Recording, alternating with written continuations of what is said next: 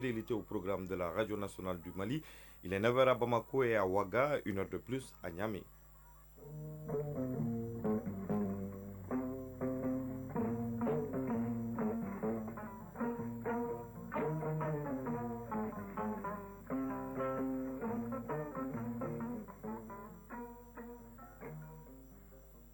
Le journal Bemba Sibi. Bonjour et bienvenue dans un instant les titres. Dans ce journal, nous allons parler des défis du nouveau gouvernement composé de 28 membres, dont 5 femmes, notamment la consolidation des acquis dans le domaine de la défense et de la sécurité, la poursuite des réformes politiques et institutionnelles et le développement à travers certains secteurs clés comme l'énergie, les infrastructures ou encore l'école. Dans l'actualité, AIS au Burkina Faso, pendant qu'on célèbre la journée mondiale pour l'interdiction des armes chimiques, au Niger, le ministre du Commerce a effectué une visite de terrain pour vérifier le poids des produits préemballés afin de protéger les consommateurs des mauvaises pratiques de certains commerçants. Focus Santé braque ses projecteurs ce dimanche sur la dépigmentation, une pratique qui a des effets néfastes à court et à long terme sur la santé des utilisateurs. Focus Santé, une réalisation de Koumba Sissé à suivre en fin de journal. Du sport avec Famourou Djourte, nous allons parler des qualifications pour l'Afro-Basket masculin 2025. Le Mali joue ce dimanche contre le Maroc à partir de 12h temps universel. En football, Ligue des champions féminine de la CAF 2024, le tout-puissant Mazembe de la République démocratique du Congo est sacré pour la première fois de son histoire. Il sera également question du championnat national professionnel du Mali qui a démarré hier par 3 matchs et se poursuit cet après-midi avec 2 rencontres. Voilà pour les titres. Une fois de plus, bonjour et bienvenue dans ce journal. Depuis jeudi, le Mali a un nouveau gouvernement dirigé par le général de division Abdoulaye Maïga. C'est une équipe de 28 membres, dont 5 femmes. De nombreux défis l'attendent, notamment la consolidation des acquis dans le domaine de la défense et de la sécurité, la poursuite des réformes politiques et institutionnelles, le développement à travers certains secteurs clés comme l'énergie, les infrastructures, l'école ou encore la santé. L'immense chantier de la nouvelle équipe gouvernementale, c'est avec Yaya Konati. Le décret numéro 2022-07-52 PTRM du 4 décembre 2022 le mettait déjà en pole position. Après près de 4 mois d'intérim à la primature, le colonel Abdoulaye Maïga était nommé ministre d'État intérimaire désigné du Premier ministre en cas d'absence, d'empêchement ou de vacances de poste. L'intérim à la tête du gouvernement avait sans doute révélé à la face du monde ses talents de meneur et de chef d'équipe tant l'homme avait convaincu par sa méthode et ses résultats. De retour aujourd'hui à la primature, le désormais général de division Abdoulaye Maïga retrouve les mêmes fonctions en tant que titulaire du poste. Un poste stratégique qui lui confère les responsabilités de chef de l'administration avec la lourde tâche de coordonner et de conduire l'action gouvernementale sous la responsabilité du chef de l'État. Une fonction stratégique donc dans un contexte marqué par des défis multiples. D'abord la crise sécuritaire. Malgré les succès engrangés par nos femmes avec en prime la victoire éclatante qu'a constituée la reprise de Kidal, le défi sécuritaire demeure et la lutte contre le terrorisme se poursuit avec comme finalité recherchée la reconquête totale du territoire national, le retour de l'administration dans un Mali en paix et dont les fils reparlent le même langage. Un Mali en paix et un Mali réconcilié, c'est aussi un Mali qui retrouve ses repères. Déjà véritablement lancé, le train des réformes politiques et institutionnelles devrait aussi poursuivre son petit bonhomme de chemin sous l'impulsion du chef de la nouvelle équipe gouvernementale. Il faut le dire, les réformes déjà en cours sont au cœur du processus de refondation annoncé et concernent tous les domaines de la vie de la nation. Attendu également, le Premier ministre et son gouvernement le sont sur le terrain diplomatique. Notre pays devra poursuivre son positionnement sur la scène internationale avec comme boussole les 3 principes édictés par le président de la transition et qui guident désormais l'action publique au Mali. Des principes qui font aujourd'hui du Mali un pays respecté et admiré sur la scène internationale. Il s'agira en outre pour notre pays de consolider sa position dans la sous-région à travers la confédération AES, mais aussi de réussir la sortie annoncée de la CEDEAO, la communauté économique des États de l'Afrique de l'Ouest. Au nombre des défis, on peut citer également la poursuite des efforts dans le cadre de la bonne gouvernance, la lutte contre la corruption, la relance économique, l'apaisement du climat social ou encore l'organisation d'élections libres, crédibles et transparentes, sans oublier la résolution de la crise énergétique que traverse le pays et qui affecte les Maliennes et les Maliens au quotidien. Pour faire face à l'ensemble de ces défis, le général Maïga devra donc faire appel à toutes ses qualités d'homme d'État dans la conduite de l'action gouvernementale sous le leadership du président de la transition, chef de l'État, le général d'armée Assimi Goïta, à qui il revient dans la pratique de définir les grandes orientations à travers une feuille de route qui fixera le cap pour la nouvelle équipe. Fin à Bamako de la première édition du Salon national de l'emploi, la rencontre de 2 jours qui a permis de mettre en relation des centaines de demandeurs d'emploi avec les entreprises à combler les attentes des bureaux de placement et les jeunes en quête de travail. Cette rencontre a regroupé environ 400 employeurs et plus de 1000 demandeurs d'emploi, nous dit Mamadou Fane qui a préparé la cérémonie de clôture pour Radio Mali. Clap de fin pour la première édition du Salon national de l'emploi. Durant 2 jours, demandeurs d'emploi et employeurs ont partagé leur expérience et les opportunités qu'offre le marché de l'emploi au Mali. Mahamadou Sidibé, président de la commission d'organisation. Il y a des offres concrètes parce qu'il y a des entreprises qui s'étaient même engagées avant le début du salon avec des lettres d'engagement de prendre des stagiaires. On espère en tout cas que ces stages se traduiront en emploi ou en tout cas que ces emplois vont se pérenniser. La décentralisation et la promotion de l'emploi local, le financement et la garantie des projets d'entreprise pour la promotion de l'emploi sont autant de thématiques qui ont suscité l'intérêt et l'adhésion des participants. Mohamed Lamine Agndegou, président des bureaux de placement des entreprises de travailleurs temporaires au Mali. Les mois à venir, nous serons à peu près mesurer l'impact de ce qui a été vraiment tous ceux qui sont venus, s'ils ont eu vraiment les profils recherchés, parce qu'il y a des opportunités par rapport à cette interaction entre demandeurs et offreurs. Idrissa Guindo, secrétaire général du ministère de l'Emploi et de la formation professionnelle. Nos actions doivent converger vers la réduction du chômage et du sous-emploi, dont les causes sont entre autres le manque de financement et l'insuffisance d'offres d'emploi. Au terme de cette première édition du Salon de l'emploi national, l'espoir est permis pour ces milliers de demandeurs d'emploi en quête de travail et aussi pour les bureaux de placement à la recherche du meilleur profil.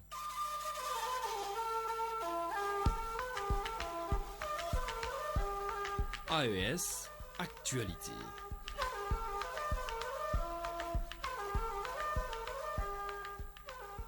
Direction le Burkina Faso, la journée mondiale pour l'interdiction des armes chimiques a été célébrée à Ouagadougou. La cérémonie commémorative organisée par le secrétariat permanent de l'autorité nationale pour la mise en œuvre de la Convention sur les armes chimiques a été marquée par une sensibilisation sur l'utilisation des produits chimiques au Burkina. On fait le point avec Issoufou Ouedraogo de Radio Burkina. Dans le contexte sécuritaire que vit le Burkina, il est nécessaire de connaître les dangers que représentent les produits chimiques.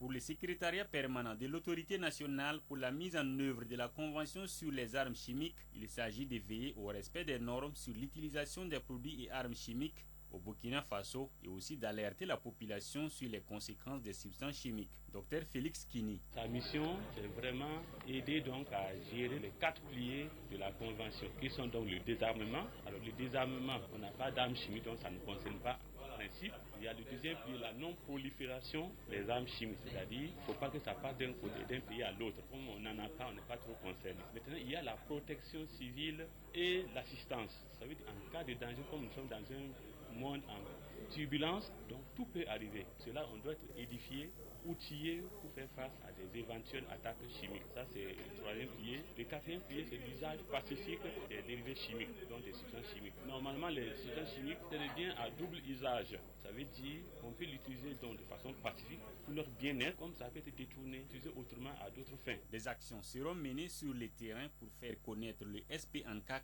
à l'ensemble des Burkinabés, affirme le directeur de cabinet du ministre en charge de l'enseignement supérieur, Dr Roger Nédier. Recommandations ont été faites pour que dans l'ensemble des régions du Burkina, surtout aussi nos apprenants, nos jeunes étudiants, pour que les gens soient sensibilisés dès la base, parce que c'est eux les travailleurs, les utilisateurs de demain. Donc tout ça, ça sera fait dans les régions, dans les universités, pour que ensemble les gens sachent quels sont les dangers liés à ces produits chimiques.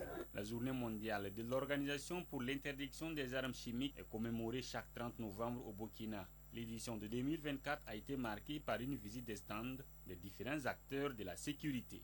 Au Niger, le ministère du Commerce, à travers l'Agence nigérienne de normalisation métrologique et de certification ANMC, a entrepris une visite de terrain dans certains entrepôts et établissements commerciaux de la capitale Niamey. L'objectif est de vérifier le poids des produits préemballés afin de protéger les consommateurs des mauvaises pratiques de certains commerçants. Le point de la visite avec Samira Garba. L'Agence nigérienne de normalisation et de certification ANMC poursuit sa vaste opération de contrôle des produits préemballés inscrits dans le cadre de son programme d'activité. Une opération qui se déroule 2 fois par an et qui consiste à procéder à un contrôle des instruments de mesure réglementés et tout produit emballé dans l'optique de protéger les consommateurs en s'assurant qu'ils reçoivent la quantité exacte des produits indiqués sur les emballages et les fournisseurs également. Ce qui a conduit les métrologues de l'ANMC à effectuer une visite inopinée à l'entrepôt Oriba, situé à la zone industrielle, ensuite aux établissements d'Antakoussa et enfin aux établissements Oudunoussa. À tous les niveaux, les techniciens de l'ANMC ont procédé à une vérification du poids net des produits emballés tels que les sacs de riz, de farine et du sucre. À l'issue d'une demi-journée d'exercice, le résultat est satisfaisant selon Abdelkarim Mouktarou Issa, responsable de la cellule communication de l'ANMC. Pour connaître le poids net des sacs de riz, sacs de farine de blé, sacs de sucre, le processus il est simple. Avant de passer à la pesée, on pèse d'abord le sac vide du produit avant de peser le produit pour voir un peu la différence. Et il faut dire que par rapport au constat que nous avons fait ce matin, on a constaté qu'il y a des sacs qui dépassaient le poids et il y a des sacs qui atteignaient juste le poids. Et tous les sacs qui n'avaient pas le bon poids ont été mis à l'écart. En cas de non-conformité, des sanctions sont prévues, explique Abou Moussa Roufaï, chef de division métrologie légale de l'ANMC. Il y a des sanctions qui sont prévues, des amendes allant de 500 000 à 10 millions. Et on retire immédiatement les produits sur les marchés. Parce que tout ce qu'on fait, c'est au nom du consommateur. Boubacar Amadou Sido, un client retrouvé sur place, salue cette initiative de l'ANMC. J'ai acheté un sac de 5 kg, j'ai amené ça là-bas au niveau de mesurer. Ils ont mesuré que ça a donné 25 kg exact. Donc je suis vraiment content d'abord de l'établissement et j'encourage également l'AMC, l'État également pour vous appuyer et à avancer dans l'évolution de ce travail. En cas de suspicion ou doute concernant la qualité ou la quantité d'un produit ou encore le bon fonctionnement d'un instrument, la Direction générale de l'ANMC invite les consommateurs à le signaler au 98 02 06 30. Mali Actualité, il est 9h passé de 12 minutes à présent, l'actualité hors de nos frontières. En Côte d'Ivoire, plus de 943 000 nouveaux votants ont été enregistrés cette année lors du recensement électoral. Ce résultat marque une progression par rapport au recensement de l'année dernière où 575 489 nouveaux votants avaient été enregistrés selon Siaka Bamba, 4e vice-président de la commission électorale indépendante. Par contre, l'opposition ivoirienne estime qu'il y a une mauvaise gestion de la liste électorale et propose une extension de 3 mois. En République démocratique du Congo, un éboulement s'est produit hier à Nyambimbe, dans la province du Sud-Kivu. Le bilan est d'une dizaine de morts, 3 blessés et des dégâts matériels. Aussitôt, des engins de l'armée congolaise, des secouristes de la Croix-Rouge et des jeunes volontaires de cette localité ont entamé les fouilles pour retrouver les victimes. 22 morts et 48 autres secourus suite à l'effondrement de 2 bateaux somaliens à Madagascar. Les survivants ont été transférés à Nossi-Bé pour des examens médicaux. Ce sont des pêcheurs qui ont découvert vendredi dernier les 2 bateaux. Selon la gendarmerie nationale, ils voulaient rejoindre l'île de Mayotte en France. Le bateau a quitté la côte somalienne le 2 novembre dernier. Drame encore, avec 82 morts et 156 blessés au nord-ouest du Pakistan. C'est le bilan provisoire de violence entre les 2 tendances musulmanes sunnites et chiites. L'information a été donnée aujourd'hui par un membre de l'administration locale sous couvert d'anonymat.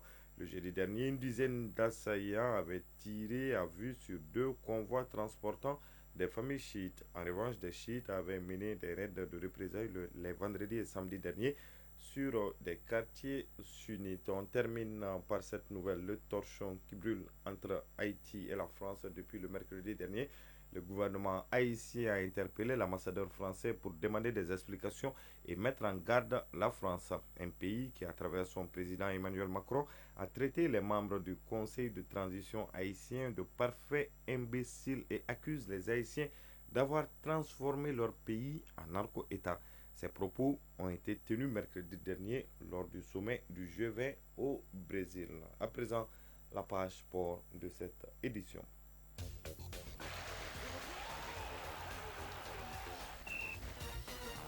En sport, nous parlons de qualification pour l'Afro-Basket masculin 2025. Le Mali a perdu ce samedi par 25 points d'écart, 60 à 85 face au Soudan du Sud. Les Aigles basketteurs du Mali font leur troisième sortie ce dimanche contre le Maroc à partir de 12h temps universel. En football, Ligue des champions féminines de la CAF 2024. Le TP Mazembe de la République démocratique du Congo est sacré pour la première fois de son histoire. Le club congolais s'est imposé 1-0 face à l'AS FAR du Maroc en finale. Et puis le championnat national professionnel du Mali a démarré hier samedi par 3 matchs et se poursuit cet après-midi avec 2 rencontres. La synthèse de l'actualité sportive, c'est avec Famourou Djourti. La première journée du championnat pro de Ligue 1 du Mali se poursuit ce dimanche. 2 rencontres sont au programme au stade Mamadou Konati. En première heure, à 16h, l'AS Real joue contre l'USFAS. Juste après, à 18h, Binga FC affronte l'US Boukouba. En ouverture, hier samedi, les Étoiles du Mandé, promus cette saison, ont dominé Afrique Football Elite par 2-0 au stade Salif Keita à Kati. Ici à Bamako, au stade Mamadou Konati, l'AS Bakaridian de Baraouli a été tenu en échec par l'autre promu, le FC Djara, score 1 but partout. L'association sportive de Korofina Estco s'est incliné 2-0 devant 11 créateurs de Nyarela. Les 2 derniers matchs, Djoliba AC US Bouni et AS Police Stade Malien de Bamako, sont reportés à une date ultérieure en raison des premières journées des compétitions interclubs de la CAF en milieu de semaine. Le Djoliba est engagé en Ligue des Champions tandis que le Stade Malien de Bamako joue la Coupe CAF. Ligue des Champions féminines de la CAF en battant l'AS FAR du Maroc sur la plus petite des marges 1-0. Les Congolaises du tout-puissant Mazembe s'offrent un sacre historique dans une finale haletante disputée à Rabat. Un but précoce, 10e minute à la suite d'un penalty, a scellé le sort de la rencontre. Ironie du sort, cette même équipe de l'AS FAR avait infligé une défaite 3-1 au tout-puissant Mazembe lors de la phase de groupe. Dans le match pour la 3e place, la formation égyptienne de Bassar FC a arraché une victoire 1-0 contre Edo Queens du Nigeria, confirmant son statut de révélation du tournoi. Concernant les distinctions individuelles, le trophée du Fair Play est revenu au FC Massar d'Égypte. Habiba El Taher du FC Massar était le meilleur gardien du tournoi avec 6 buts inscrits dans la compétition. Doha El Madani de l'AS FAR remporte le titre de meilleur goleador. El Shana Moussoudi de l'AS FAR a gagné le prix de la meilleure joueuse de la compétition. En basketball, lors de la deuxième journée des qualifications pour l'Afro-Basket 2025, le Mali a échoué une nouvelle défaite face au Soudan du Sud 85-60 après sa première déconvenue contre la République démocratique du Congo 72-64. Avec 2 revers consécutifs, les Aigles se retrouvent en difficulté dans ce tournoi qualificatif. Mamadou Kanté, capitaine de l'équipe malienne, a réagi après la rencontre. Ce n'est pas fini, c'est juste la phase aller. On va essayer de gagner contre le Maroc et préparer la phase de retour. Le capitaine a pointé des lacunes en attaque et en défense, soulignant le besoin de travailler davantage pour améliorer la défense collective. Le Mali joue ce dimanche son 3e et dernier match dans cette fenêtre des qualifications pour l'Afro-Basket 2025 contre le Maroc à 12h temps universel. Focus Santé. Dans Focus Santé de ce dimanche, nous parlons de dépigmentation, l'action de se faire blanchir la peau, qui est une pratique à laquelle certaines personnes, notamment les femmes, s'adonnent. Ces produits chimiques utilisés pour la circonstance ont des effets néfastes à court et à long terme sur la santé des utilisateurs. Ils favorisent les infections cutanées ou encore les maladies chroniques telles que le diabète ou l'hypertension artérielle. On en sait plus dans Focus Santé, une réalisation de Koumba Sissi. Au Mali, comme dans le reste du monde, la dépigmentation est pratiquée par les femmes et les hommes. Une pratique qui dénature l'état de la peau en lui donnant une autre couleur. Pour passer à l'action, il y a plusieurs options. Abdoulaye Kanouté, dermatologue. La dépigmentation, c'est une pratique qui consiste à faire blanchir la peau par des produits chimiques Ces produits chimiques, ça peut être soit l'application sur la peau, simplement, ou soit par l'injection des produits chimiques dans la peau. Ces substances chimiques, qui sont généralement composées d'hydroquinone, de dermocorticoïdes, de glutathion ou du sel de mercure, sont à la base des infections cutanées et autres maladies chroniques. Abdoulaye Kanouté, dermatologue. Sur le plan dermatologique, d'abord, c'est des infections cutanées, des infections superficielles qu'on appelle les mycoses. Ces mycoses superficielles peuvent s'étendre sur une grande partie de la peau et qui grattent énormément. On a ce qu'on appelle l'acné. L'acné, c'est des boutons qui vont s'apparaître au niveau du visage. Et ces boutons sont vraiment inesthétiques. C'est-à-dire que l'acné va causer un autre problème à lui-même seul que la dépigmentation. On a ce qu'on appelle les vergetures. Donc on a ces vergetures-là qui apparaissent au niveau de la poitrine, au niveau des aisselles. Voilà. Et ces vergetures-là sont différentes des vergetures qui sont causées par la grossesse. Après ces vergetures, on a ces taches noires. Ces taches noires qu'on appelle ochronoses, ces ochronoses-là apparaissent sur les zones photo-exposées, partout où la zone est exposée au soleil. Donc, c'est des zones qui vont être hyperpigmentées. Et cette tache hyperpigmentée est vraiment difficile à faire disparaître. On a ce qu'on appelle également les cancers de la peau. Après le plan dermatologique, il y a le plan d'ordre général. Cette dépigmentation peut entraîner ce qu'on appelle le diabète. Donc, les dermocorticoïdes et les hydroquinones, leurs utilisations au long cours augmentent le taux de sucre dans le sang. Ces pratiquants ou ces pratiquantes de dépigmentation peuvent avoir une hypertension artérielle au long cours. Il y a d'autres maladies chroniques. La forte utilisation de dermocorticoïdes peut entraîner une insuffisance surrénalienne. Les surrénales qui sécrètent un peu de sucre dans le sang ou un peu de cortisol dans le sang va arrêter de produire, c'est ce qu'on appelle du cortisol. Et ce cortisol-là est sécrété à chaque 8 heures du matin. Une fois la cortisol est arrêtée, on parle d'insuffisance cortisolémique et qui va entraîner un syndrome de Cushing. Un syndrome de Cushing, la patiente va avoir le haut du corps, va avoir une augmentation de poids au niveau du haut du corps. Autre effet néfaste de la dépigmentation, le choc psychologique en cas d'échec de la pratique.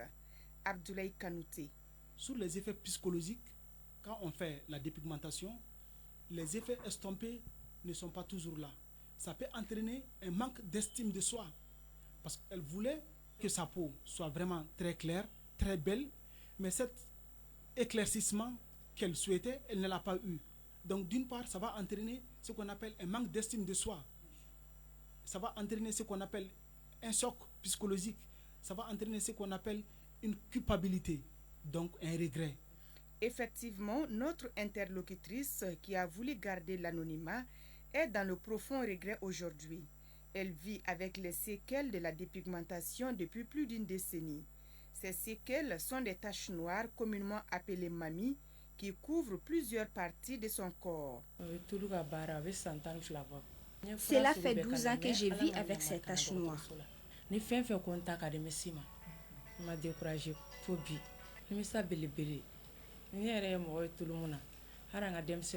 Je déconseille aux enfants la dépigmentation. J'ai dépensé toute mon économie dans leur traitement, mais en vain. Mon souhait est que ma peau redevienne ce qu'elle était. Pas de demi-mesure. En cas d'une de ces maladies, la seule solution est d'arrêter immédiatement l'utilisation de ces produits chimiques et consulter un médecin.